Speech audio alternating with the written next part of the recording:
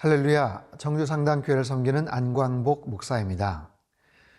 노벨 평화상을 받았고 남아프리카 공화국에서 평생 아르파트 헤이트, 인종 분리 정책과 싸워온 데스몬드 투투 성공의 대주교는 다음과 같은 용서의 기도문을 남겼습니다. 선은 악보다 강하다. 사랑은 증오보다 강하다. 빛은 어둠보다 강하다. 삶은 죽음보다 강하다. 승리는 우리의 것이다. 우리를 사랑하시는 그분을 통해. 자, 드디어 창세기의 마지막 장입니다.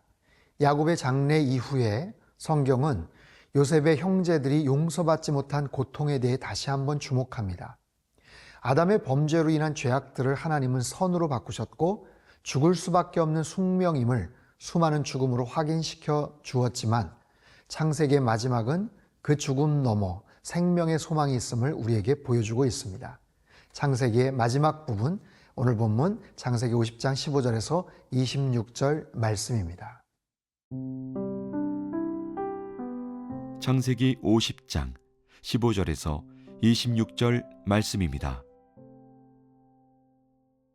요셉의 형제들이 그들의 아버지가 죽었음을 보고 말하되 요셉이 혹시 우리를 미워하여 우리가 그에게 행한 모든 악을 다 갚지나 아니할까 하고 요셉에게 말을 전하여 이르되 당신의 아버지가 돌아가시기 전에 명령하여 이르시기를 너희는 이같이 요셉에게 이르라 내 형들이 내게 악을 행하였을지라도 이제 바라건대 그들의 허물과 죄를 용서하라 하셨나니 당신 아버지 하나님의 종들인 우리 죄를 이제 용서하소서 하매 요셉이 그들이 그에게 하는 말을 들을 때에 울었더라. 그의 형들이 또 친히 와서 요셉의 앞에 엎드려 이르되 우리는 당신의 종들이니이다. 요셉이 그들에게 이르되 두려워하지 마소서 내가 하나님을 대신하리이까 당신들은 나를 해하려 하였으나 하나님은 그것을 선으로 바꾸사 오늘과 같이 많은 백성의 생명을 구원하게 하시려 하셨나니 당신들은 두려워하지 마소서 내가 당신들과 당신들의 자녀를 기르리이다 하고 그들을 간곡한 말로 위로하였더라. 요셉이 그의 아버지의 가족과 함께 애굽에 거주하여 110세를 살며 에브라임의 자손 3대를 보았으며 므낫세의 아들 마길의 아들들도 요셉의 스라에서 양육되었더라. 요셉이 그의 형제들에게 이르되 나는 죽을 것이나 하나님이 당신들을 돌보시고 당신들을 이 땅에서 인도하여 내사 아브라함과 이삭과 야곱에게 맹세하신 땅에 이르게 하시리라 하고 요셉이 또 이스라엘 자손에게 맹세시켜 이르기를 하나님이 반드시 당신들을 돌보시리니 당신들은 여기서 내 해골을 메고 올라가겠다 하라 하였더라. 요셉이 110세 죽음에 그들이 그의 몸에 향재료를 넣고 애굽에서 입관하였더라. 자, 야곱의 장례 이후에 이제 창세기는 그 마지막 그 매듭, 마지막 종교를 향해서 나아가고 있습니다. 그런데 참 특이하게도 그 요셉의 형제들과의 어떤 특별한 관계, 정말 여기에서 기록하지 않으면 안 될 만큼의 특별하게 형제들을 다시 한번 용서하는 그런 이야기가 오늘 본문에 소개가 되고 있어요. 15절 말씀, 요셉의 형제들이 그들의 아버지가 죽었음을 보고 말하되 요셉이 혹시 우리를 미워하여 우리가 그에게 행한 모든 악을 다 갚지나 아니할까 하고. 자, 요셉이 형제들을 다시 만났을 때는 요셉의 나이 39, 한 40 정도 되었을 나이입니다. 그때 야곱은 130세예요. 애굽왕 바로 앞에 섰을 때 130세. 그리고 세상을 떠났을 때가 147세입니다. 즉 17년의 시간이 흘렀어요. 17년의 세월이 흘렀습니다. 그 17년 동안 요셉은 형들과 정말 아무런 문제가 없는, 관계상의 어떠한 문제도 없음을 그는 그렇게 알고 있었죠. 그런데 형들은 그렇지 못했습니다. 형들은 그들이 과거에 지었던 그 죄에 대한 부분들, 그 죄악에 대한 부분들, 그 문제를 아직까지 제대로 풀지를 못하고 있어요. 제대로 용서를 받지를 못하고 있어요. 이것이 죄가 가지고 오는 굉장히 중요한 그런 치명적인 그런 어려움과 공격력입니다. 자, 그들은요, 그 죄의 문제를 해결하지 못하니까 두려움 가운데 있고요. 그것을 해결하기 위해서 지금 거짓말을 만듭니다. 아마도 아버지의 그 장례 기간 내내 충분하게 애도하지 못했을지도 몰라요. 앞으로 어떻게 하나? 장례 마치고 나면 요셉이 정말 이제 본격적인 복수를 하지 않을까? 바로 그런 생각을 갖고 있었던 거죠. 요셉에게 말을 전하여 이르되 당신의 아버지가 돌아가시기 전에 명령하여 이르시기를. 명령을 했다고 그래요? 17절 너희는 이같이 요셉에게 이르라 내 형들이 내게 악을 행하였을지라도 이제 바라건대 그들의 허물과 죄를 용서하라 하셨나니 당신 아버지의 하나님의 종들이 우리 죄를 이제 용서하소서 하매 요셉이 그들이 그에게 하는 말을 들을 때 울었더라. 요셉이 울었다고 이야기해요. 형들이 하는 말이 거짓말임을 분명히 알고 있었죠. 그런 중요한 이야기라면 아버지 야곱이 왜 직접 하지 않았겠습니까? 17년이 지났는데 자기는 이미 다 잊었는데 용서했는데 형들은 용서받지 못했구나라는 생각에 마음이 아파서 우는 거예요. 근데 여기 아주 중요한 그런 단어 표현이 나오죠. 내게 악을 행하였을지라도 허물과 죄를 용서하라. 우리 죄를 용서하소서. 이 죄와 악에 대한 부분이에요. 창세기 아주 중요한 마지막 그 부분에서 아주 중요한 그런 핵심 주제이기도 합니다. 인간은요, 누군가의 선한 의도를 악으로 바꿔요.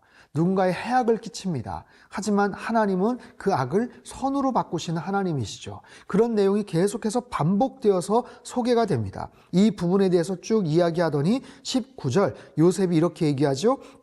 요셉이 그들에게 이르되 두려워하지 마소서 내가 하나님을 대신하리이까. 20절 아주 중요한 구절입니다. 당신들은 나를 해하려 하였으나 하나님은 그것을 선으로 바꾸사 오늘과 같이 많은 백성의 생명을 구원하게 하시려 하셨나니 당신들은 나를 해하려 하였다. 이게 악이죠. 그들이 행했던 악행이죠. 그런데 하나님은 그것을 선으로 바꾸셨어요. 악을 선으로 바꾸시는 인간의 악함을 인간의 죄악을 선으로 바꾸시는 하나님. 이유는요. 생명을 구원하기 위해서. 45장에도 같은 내용이 나오지만 하나님은 모든 악을 선으로 바꾸셔요. 인간의 모든 죄악을 불순종을 하나님의 선으로 하나님의 의로움으로 바꾸시고요. 그 과정을 통해서 만민의 생명을 구원케 하신다. 이것은 하나님의 관점으로 그들 사이에 모든 일어난 일들을 해석하는 것이고 이것이 창세기의 마지막 부분의 주제이고 성경의 가장 핵심적인 주제이기도 합니다. 사랑하는 성도 여러분, 우리 주변에 벌어지는 여러 가지 부족함, 인간의 결점, 또 의롭지 못한 부분들, 그리고 의도적인 그런 죄악들이 있어도 하나님은 합력하여 선을 이루시는 하나님이신 줄로 믿습니다. 그 하나님의 선함을, 그 하나님의 의로우심을, 생명되심을 여러분 신뢰하시고 그 하나님을 더욱더 의지하며 바라보며 살아가시길 주님의 이름으로 축원합니다.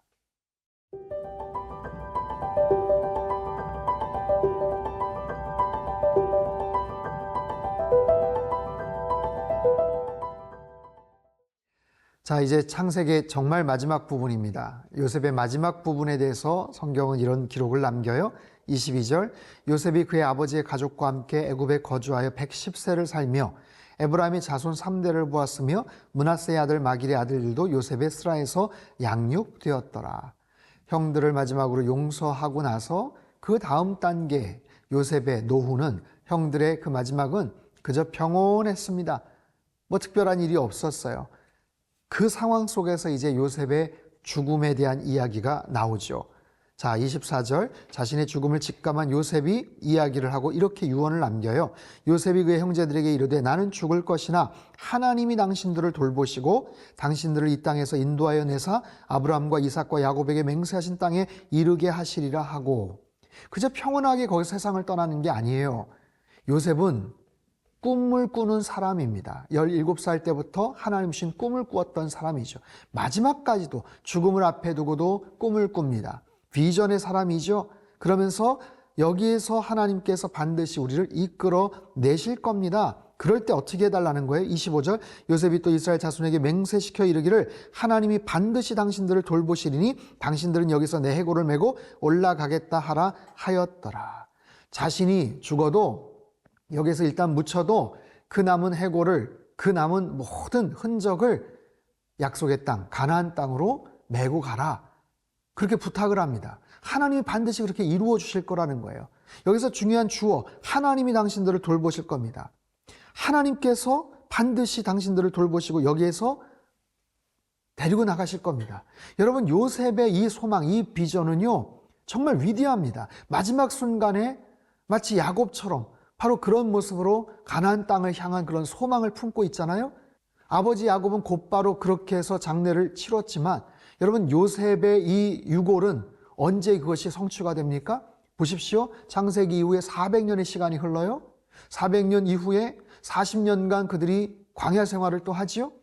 광야 생활을 마치고 가나안 땅에 들어갑니다. 가나안 정복 전쟁을 다 마치고 나서 여호수아가 죽었을 때, 자, 여호수아서 24장 마지막 부분 24장 32절에 요셉의 뼈를 그 장소에 거기에다가 매장하는 바로 그 장면이 나와요. 하나님의 놀라운 약속은 결국엔 성취가 되죠. 요셉의 그 꿈은 400년이 훨씬 더 넘어서 그 이후에 결국에는 성취되더라라는 거예요. 저는 한 가지 도전하고 싶어요. 요셉은 어떻게 마지막까지 그렇게 하나님을 향한 정말 기가 막힌 믿음을 잃지 않았는가?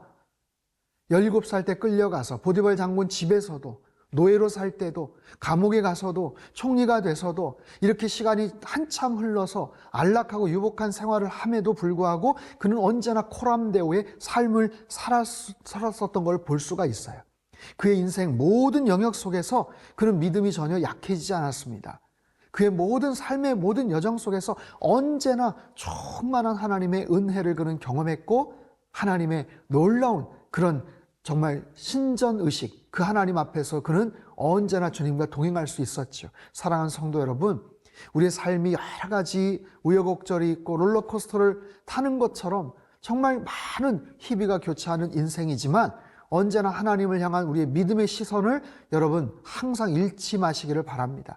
그래서 언제나 동일한 그런 믿음의 그런 시선을 가지고 아름다운 믿음의 고백을 가지고 반드시 하나님께서 우리를 돌봐주시고 하나님께서 반드시 우리에게 주신 그 꿈과 비전을 성취시켜 주신다는 그 사실을 기억하며 하나님 앞에 나아가시길 바랍니다. 창세기 그 대서사시 마지막은 이렇게 종결이 됩니다. 절대로 죽지 않는다. 사단이 그렇게 이야기를 했죠. 하지만 결국엔 죽음으로 끝나요. 하지만 죽음을 넘어서는 하나님의 놀라운 비전, 하나님의 그 놀라운 소망과 그 생명의 역사가 계속해서 펼쳐져 나가는 것을 우리가 볼 수 있습니다. 그 하나님 오늘도 찬양하시고 신뢰하며 살아가시길 주님의 이름으로 축원합니다.